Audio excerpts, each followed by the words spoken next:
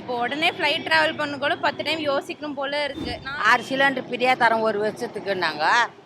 வரலையே சிலிண்டரு. இதுல வேற 6 சிலிண்டர் எப்படி சாத்தியம்னு எனக்கு தெரியல. இப்ப சொல்லி மோடிஜியை ஒழிக்கணும்னு நினைக்கிறேன். எல்லாம் சென்ட்ரல் கவர்மெண்ட்டை மாற்றினா நல்லா இருக்கும்னு நினைக்கிறேன். நான் டூ வீலரே வைக்கல தலை, நான் சைக்கிள் தான் தலை ஓட்டுனுக்கிறேன். இந்த ஆட்சியில் வந்து கொஞ்சம் விலையை குறைச்சா நல்லாயிருக்கும். சிலிண்டர் வரலையே ரொம்ப கஷ்டப்படுறோம். நாங்கள்லாம் அடுப்பத்தை வச்சுக்கின்னு கட்டை வாங்கிக்கினேன் எவ்வளோ அவசரப்படுறோம் சிலிண்டர் வராமல். அதுக்கு அவங்க டபுள் ட்ரிபிள் அமௌண்ட் கேட்குறாங்க. அன்டைம் கேட்டால் கூட பரவாயில்ல. நார்மல் டைமில் நார்மல் சவாரிக்கு அவங்க அமௌண்ட் ரொம்ப அதிகமாக கேட்குறாங்க. போன கவர்மெண்ட்ல உள்ள அந்த 1000 ஸ்கீம் தான் இப்போ போட்டிட்டு இருக்காங்க. ஹீரோனுக்கும் ஹாரானுக்கும் சண்டை நடந்துனுக்குது. அது எப்போ வந்து இவங்களுக்கு அண்டர்ஸ்டாண்டிங் விஜய் வந்து விஜய் தளபதி இவங்க தான் முடிவு எடுக்கணும். என்னைய பொறுத்தளவில் இன்னும் ஒழிச்சு வச்சிருக்காங்கன்னு தான் நினைக்கிறேன். இன்னும் ஏற்றுறதுக்கு வாய்ப்பு இருக்குது. கண்டிப்பாக 6 சிலிண்டர் வந்து அவர் வந்து தேர்தல் வாக்குறுதி சொல்லிடுறாரு. ஆனால் வந்து ப்ராக்டிக்கலாக எந்த அளவுக்கு கொடுக்க முடியும் சொல்லல.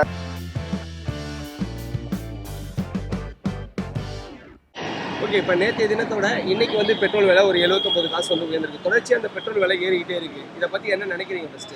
ஆமாம், ஃபஸ்ட்டு ட்ரம்ப் வந்து ஃப்ளூயிட் ஆயில் வேல்யூ இன்க்ரீஸ் பண்ணிகிட்டே இருக்காரு. அதனால நீங்கள் பார்த்தீங்கன்னா ஃப்ளைட் விலைலாம் எல்லாமே இன்க்ரீஸ் ஆயிடுச்சு.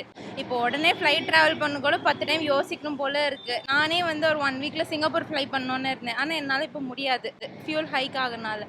ரெண்டாவது பார்த்தீங்கன்னா இப்போ நாங்கள் யூஸ்வலாக ஊபர் ஆட்டோ எல்லா ப்ரைஸஸும் ஏறிடுச்சு. எதை கேட்டாலும் மேடம் ஃபியூல் ப்ரைஸ் ஏறிடுச்சு, நாங்கள் என்ன பண்ணுறது. அதுக்கு அவங்க டபுள் ட்ரிபிள் அமௌண்ட் கேட்குறாங்க. அன்டைம் கேட்டால் கூட பரவாயில்ல. நார்மல் டைமில் நார்மல் சவாரிக்கு அவங்க அமௌண்ட் ரொம்ப அதிகமாக கேட்குறாங்க. ரொம்ப ஒரு மாதிரி கஷ்டமாக தான் இருக்குது. ஓகே, இப்போ சிலிண்டர் தட்டுப்பாடு அது தொடர்ச்சியாக இருக்குது. அதனால என்ன பிரச்சனைகள்லாம் ஃபேஸ் பண்ணுறீங்க? இப்போ வந்து சிஎம் விஜய் சார் சொல்லியிருக்காரு, அவர் கொடுப்பாரு. ஆனால் இந்த நிலைமையில அவரால் கொடுக்க முடியுமான்னு எனக்கு தெரியல. ஏன்னா அது எங்கேருந்து வருது அங்கேயே அவங்க ஸ்டாப் பண்ணுறாங்க. ஸோ அதை தாண்டி இது நம்ம ஊருக்கு எப்படி வரப்போகுது நமக்கு தெரியாது. அவரும் இது எப்படி நமக்கு கொடுக்க போகிறாருன்னு தெரியாது. ஆனால் கஷ்டம்தான். பார்ப்போம் எப்படி தான் கொடுக்குறாரு. கஷ்டமாக தான் இருக்குது. இப்படியே ஏறிக்கிட்டே இருந்தான்னு வச்சுக்கோ. ஒன்றும் இல்லை, இப்போ நான் என் வீட்டுக்கிட்ட இருந்து ஆட்டோவில் வரோம். ஸோ பெட்ரோல் விலை ஏறுதோ இல்லையோ, பட் ஏறுதுன்னு சொல்கிறதால என்ன ஆகுது அப்படின்னா, 20 ரூபா வாங்கினவங்களே இப்போ வந்து என்னன்னா 30 ரூபா என்னென்ன சொல்கிறாங்கன்னா பெட்ரோல் விலை ஏறிடுச்சு. ஸோ இப்போ விலைவாசி ஏறிக்கிட்டே போகுது. ஒரு ஆட்டோவில் 20 ரூபா வந்துட்டு இருங்க, நாங்கள் வந்து இப்போ ஒரு 30 ரூபா கொடுத்து வர மாதிரி இருக்குது. இப்படி இருக்கப்போ போக போக வந்து இவங்க இன்னும் கம்மியாக ஆகலை அப்படின்னா விலைவாசி இன்னும் அதிகமாகிட்டு தான் இருக்கும். ஸோ அதை வந்து கம்மி பண்ணணும்னு நினைக்கிறேன். வேர்ல்டு ஃபுல்லாக என்ன நடக்குதுன்னு சொல்லிட்டு எல்லாருக்கும் தெரியும். ஈரான் வார் நடக்குது. அந்த வாரால் பெட்ரோல் விலை கண்டிப்பாக ஏற தான் செய்யும். ஏன்னா குரூட் ஆயில் நம்மளுக்கு கிடைக்காது. ஸோ அங்கேருந்து அந்த ஹார்மோனியம் கிராஸ் வந்துட்டு ஷிப் வந்து வர்றது ரொம்ப கஷ்டமாக இருக்குது. ஸோ யூஎஸோட வரணும் முடியல. ஸோ இது விலை ஏற தான் செய்யும். இது ப்ராக்டிக்கலாக நடக்கிற விஷயம். சுற்றி பாகிஸ்தான் பங்களாதேஷ் அங்கெல்லாம் பார்த்தீங்கன்னா பெட்ரோல் டீசல் விலை எல்லாமே ஏறி தான் இருக்குது. நம்ம கவர்மெண்ட்டை பொறுத்த வரைக்கும் மோடி நல்லா பார்த்துக்கிறாரு. ஸோ கவர்மெண்ட்டோட ரிலேஷன் பில்ட் பண்ணுறாரு. ஓரளவுக்கு கன்சியூமர் மற்ற கண்ட்ரிலாம் கம்பேர் பண்ணும்போது இந்தியா இஸ் ஓகே. ஸோ இதில் ஒன்றும் பெரிய விஷயம் சொல்ல முடியாது. எல்லாம் சென்ட்ரல் கவர்மெண்ட்டை மாற்றினா நல்லா இருக்கும்னு நினைக்கிறேன். நான் டூ வீலரே வைக்கல தலை, நான் சைக்கிள் தான் தலை ஓட்டுனுக்கிறேன். நான் சைக்கிள் தான் ஓட்டினுக்கிறேன். ஆனால் என் பையன் வந்து டூ வீலர் ஓட்டுறான். அவன் என்ன பண்ணுறான், எப்பா உன் சைக்கிள் நான் ஓட்டிக்கிறேன், ஏன்னா பெட்ரோல் செலவே எனக்கு வேணாம்ப்பா அப்படின்றான். நான் என்ன பண்ணுறது? ஏழை மக்கள், நடுத்தர மக்கள் அதிகமாக கிராமப்புறத்திலே டூ வீலர் அதிகமாக பயன்படுத்துகிறாங்க. எல்லாருமே கடையை வச்சுருக்கிறவங்கலாம் மளிகை சாமான் வாங்குறதுக்கு மார்க்கெட்டுக்கு வர்றதுல டூ வீலர் பயன்படுத்துகிறாங்க. அது இந்த விலையேற்றத்தால் மிகவும் பாதிப்பு. இதால் எல்லா விலைவாசியும் ஏறுது. லாரியிலேருந்து கொண்டு வருகிற பொருட்கள் மக்கள் எல்லா மக்களும், நடுத்தர மக்கள் மட்டுமல்ல, பின்தங்கிய மக்கள் எல்லா மக்களும் பாதிக்கப்படுகிறார்கள். பெட்ரோல் டீசல் எரிவாயுவால் இந்த எல்லா விலையும் ஏறிவிட்டது. ஹோட்டலில் போய் சாப்பிட்டா 2 இட்லி 10 ரூபா, இன்றைக்கி 15 ரூபா. டீ இன்றைக்கி 12 ரூபா 20 ரூபா சொல்கிறான். டீ கேட்டால் கேஸ் இல்லைன்னு சொல்கிறான். எல்லா மக்களும் அன்றாட மக்கள் பயன்படுத்தக்கூடிய பெட்ரோல் டீசல் எரிவாயு இது 3 விலையும் விட்டு மக்களை அதிகமாக பாதிக்கிறது. ஏழை நடுத்தர மக்கள் மிகவும் அவர்கள் பட்ஜெட்டுக்கு அதிகமாகவே மாதம் அவங்க பயன்படுத்துகின்ற அந்த பட்ஜெட்டுக்கு அதிகமாக 3000-4000 ரூபா இப்போது அதிகமாக செலவிட வேண்டிய. என்னைய பொறுத்தளவில் இன்னும் ஒழிச்சு வச்சுருக்காங்கன்னு தான் நினைக்கிறேன். இன்னும் ஏற்றுறதுக்கு வாய்ப்பு இருக்குது. ஏன்னா இப்போ தேர்தலுக்காக வெயிட் பண்ணிகிட்டு இருந்தாங்க. இப்போ தேர்தல் முடிஞ்சிருச்சு. இப்போ மக்கள் மேலே எல்லா சுமையும் போட பார்க்குறாங்க. ஏன்னா இப்போ வந்து தேர்தலுக்கு முன்னாடி இதையே செஞ்சுருந்தாங்கன்னா அவங்களோட ஆட்சி வந்திருக்காது, அந்த மாதிரி பிரச்சனைகள்லாம் நடந்திருக்கும். அதனால் வந்து இப்போ வந்து மக்கள் மேலே தான் எல்லாத்தையும் போடுற மாதிரி. இதெல்லாம் வந்து சில நிர்வாக குளறுபடிகளால் தான் அது நடந்திருக்கு. இதை வந்து சரியான முறையில் ஹேண்டில் பண்ணால் இன்னும் வந்து மக்களுக்கு வந்து இவ்வளோ பெரிய சுமையெல்லாம் வர்றதுக்கு வாய்ப்பு இல்லை. இதில் வந்து நடுத்தர மக்களும் கீழ்த்தட்டு மக்கள் தான் அதிகமாக பாதிக்கப்படுவாங்க. ஓகே, அந்த சிலிண்டர் தட்டுப்பாடு ஆல்ரெடி இருக்கு, இது எப்படி பாக்குறீங்க?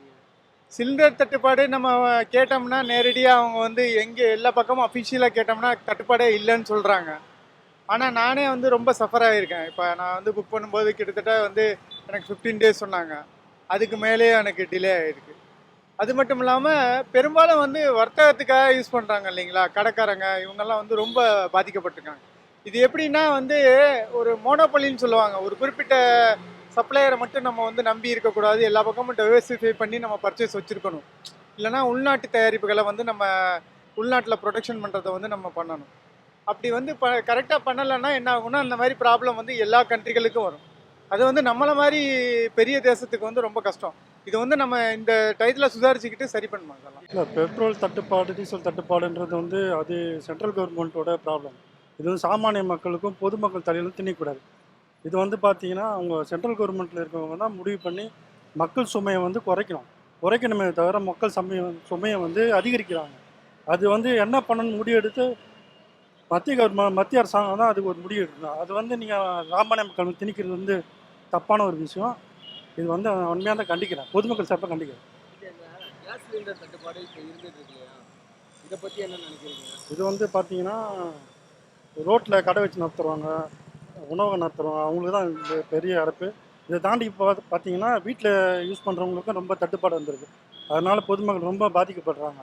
அதுக்கும் வந்து சரியான ஒரு தீர்வு வந்து மத்திய அரசாங்கம் முடிவு பண்ணால், இது தமிழக அரசும் குறுக்கிட்டு மக்களுக்கு எந்த ஒரு இடையூறு எந்த ஒரு தட்டுப்பாடு இல்லாமல் கிடைக்கிறது நல்ல வழிவகை ஏற்படுத்தி கொடுங்க.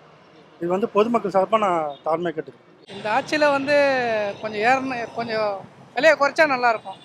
அதாவது பெட்ரோல் விலை வந்து நம்ம ஏறிட்டுறதுக்கு காரணம் வந்து நம்மளோட மெயினாக என்னன்னா உலக நடப்பில் வந்து இப்போ இந்த போர் அமெரிக்காவுக்கும் இவங்களுக்கும் ஈரானில் இருக்க போர் அதோடைய பிரதிபலிப்பு மட்டும் இல்லாமல் நம்ம ஊர் பொலிட்டிஷியன் நினச்சா இந்த பெட்ரோல் விலை கண்ட்ரோல் பண்ணி வச்சுருக்கலாம். இவங்களோட சொந்த லாபத்துக்காக இவங்களுக்காக இதுக்காகவே அங்கே குறைஞ்சாலும் குறையிட்டாலும் இவங்க ஒரு ரேட்டை வந்து ஃபிக்ஸட் பண்ணி இதில் தான் சம்பாதிக்க முடியும்னு சொல்லிட்டு கேஸ் ஏஜென்சி சம்பாதிக்குது, பெட்ரோல் நிறுவனங்கள் அவங்க சம்பாதிக்கிறாங்க, மத்திய அரசு மாநில அரசு புதுசாக மாநில அரசு இப்போ தான் வந்திருக்கறதுனால அது வந்து சம்மந்தப்படாது. மத்திய அரசு நினச்சா நம்ம வந்து அது மானியம் மூலமாகவோ இது மூலமாக குறைச்சி கொடுக்கலாம். ஆனால் அவங்க மனசு வைக்கிறது கிடையாது.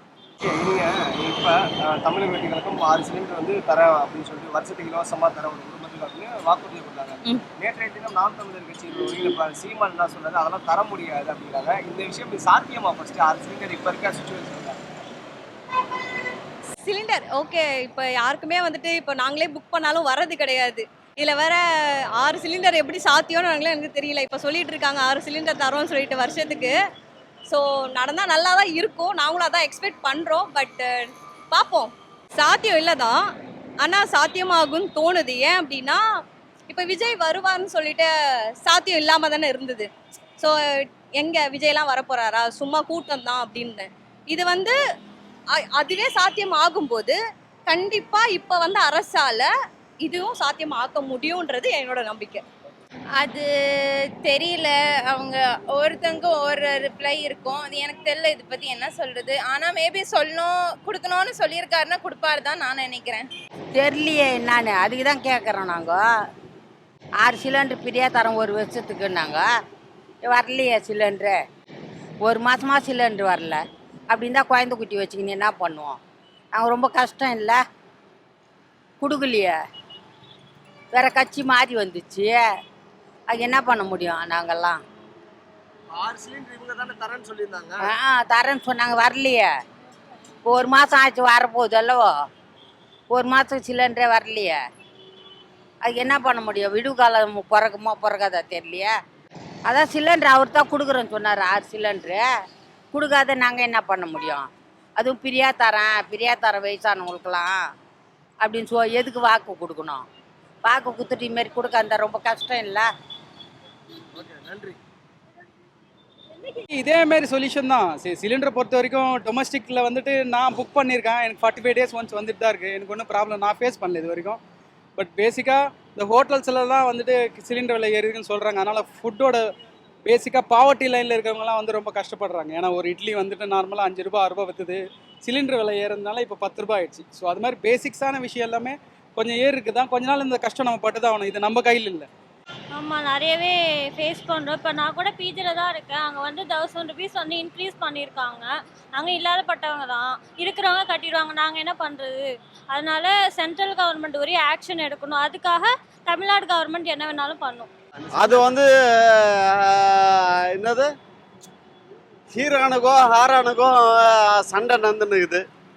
அது எப்போ வந்து இவங்களும் அண்டர்ஸ்டாண்டிங் விஜய் வந்து விஜய் தளபதி இவங்க தான் முடிவு எடுக்கணும். சிலிண்டர் தட்டுப்பாடு போர் பதட்டம் காரணமாக ஈரானுடைய இருந்தாலும் நம்முடைய மத்திய அரசு அதை கையாண்ட முறை சரியில்லை.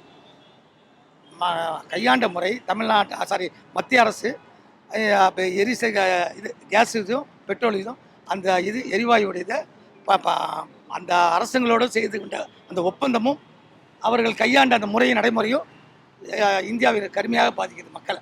சிலிண்டர் தட்டுப்பாடு வராது. அதாவது மேக்ஸிமம் என்னன்னா எல்லா ஷிப்பும் வருதுன்னு தான் அவங்க ஹார்மோஸ் நதிக்கரில் நான் எல்லா ஷிப்பும் விட்றேன், இந்தியன் ஷிப்பும் நான் விட்றேன்னு தான் சொல்கிறாங்க. ஆனால் இவங்க தட்டுப்பாடு சொல்கிறாங்க. ஆனால் அதுலேயும் நிறைய பாலிடிக்ஸ் இருக்குது, நிறைய சம்பாதிக்கிறதுக்காக வராது சொன்னால் தான் யாராவது பிளாக்ல வாங்கி அந்த எந்த கடையும் டீ கடையாவது ஹோட்டலாக நடத்தணுன்றதுக்காக பண்ணுறாங்க. இது அந்தளவுக்கு உண்மைத்தன்மையாக இல்லை. தமிழக வெற்றி கழகம் தேர்தல் வாக்குறுதியில் வந்து வருடத்துக்கு ஒரு குடும்பத்துக்கு 6 சிலிண்டர் இலவசம் அப்படிங்கிற ஒரு வாக்குறுதியை வந்து கொடுத்துருந்தாங்க.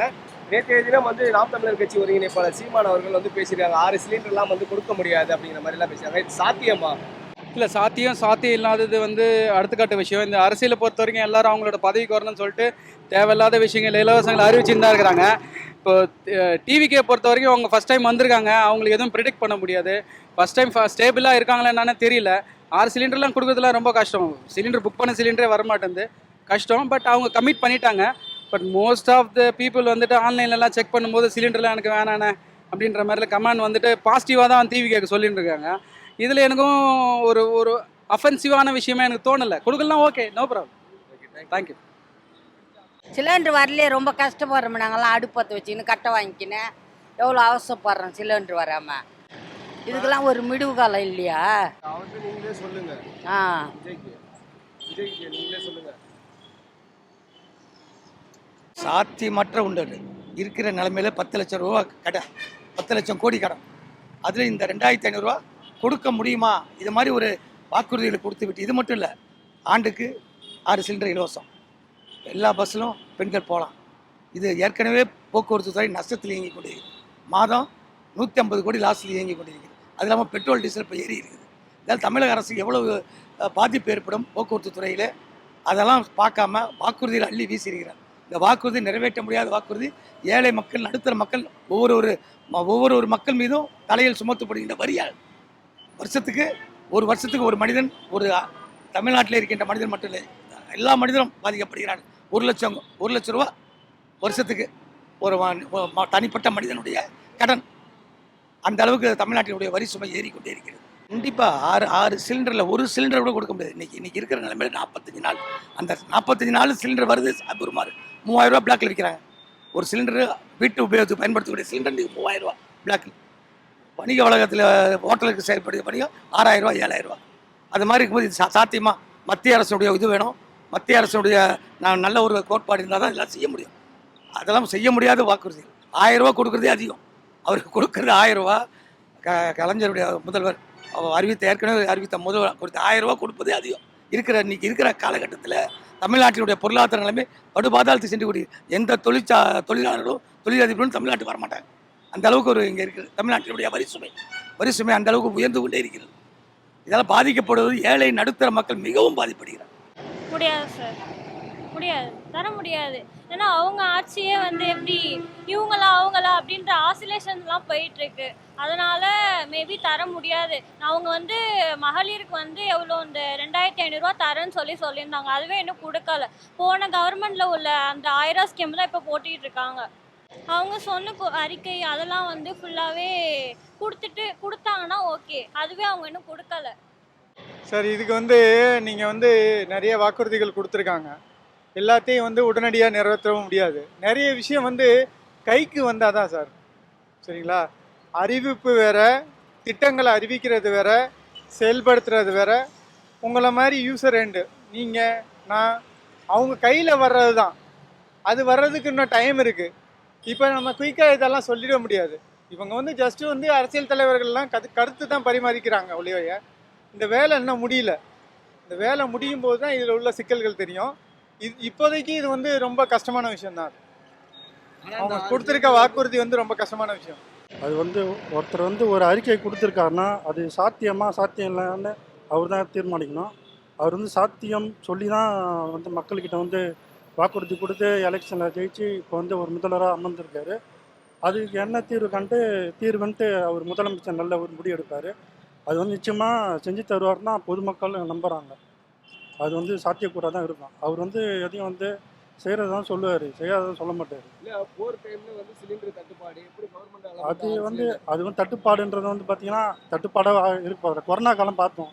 கொரோனா ஒரு 2 காலம்லாம் ரொம்ப அவஸ்தைப்பட்டோம்.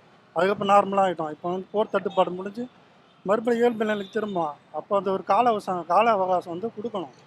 கொடுத்தா தான் பார்த்தீங்கன்னா அது வந்து போர் தட்டுப்பாடு முடிஞ்சு இயல்பு நிலைக்கு வரும்போது அவர் அது வந்து சாத்தியமாக பண்ணுவார் தான் தோணுது. சாத்தியமே இல்லை. ஏன்னா வர முடியாது. சீமான் சொன்னது தான் நடக்கும்.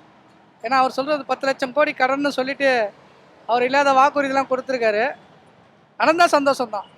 கண்டிப்பாக 6 சிலிண்டர் வந்து அவர் வந்து தேர்தல் வாக்குறுதி சொல்லிடுறாரு. ஆனால் வந்து ப்ராக்டிக்கலாக எந்த அளவுக்கு கொடுக்க முடியும் தெரியல. ஏன்னா இது பிஃபோர் வந்து அவர் வந்து இந்த ஈரானுக்கும் அமெரிக்காவுக்குள்ள சண்டைக்கு முன்னாடி சொல்லியிருந்தா கூட ப்ராக்டிக்கல் ஆகுமான்னு சொல்லிட்டு எல்லாம் ஓரளவு திங்க் பண்ணலாம். ஆனால் இப்போது அந்த கேஸ் வர்றது நிறைய ப்ராப்ளம் இருக்குது. அந்த ஹார்மோஸ் நதிக்குள்ள இவ்வளோ ஷிப்பு தான் இது பண்ணுவேன், அமெரிக்கா அந்த ஷிப்பெல்லாம் அடிப்பேன் அப்படி சொல்லுது. அதனால் இப்போ கொஞ்சம் நிறைய பிரச்சனை இருக்கனால 6 சிலிண்டர் தமிழ்நாட்டு மக்களுக்கு எல்லாருக்கும் கொடுக்க முடியாது. பெரிய ஒரு ஆச்சரியக்குறி, கேள்விக்குறி. அதுக்கு கண்டிப்பாக அது முடியுமான்றது பெரிய ஒரு சவால் தான்.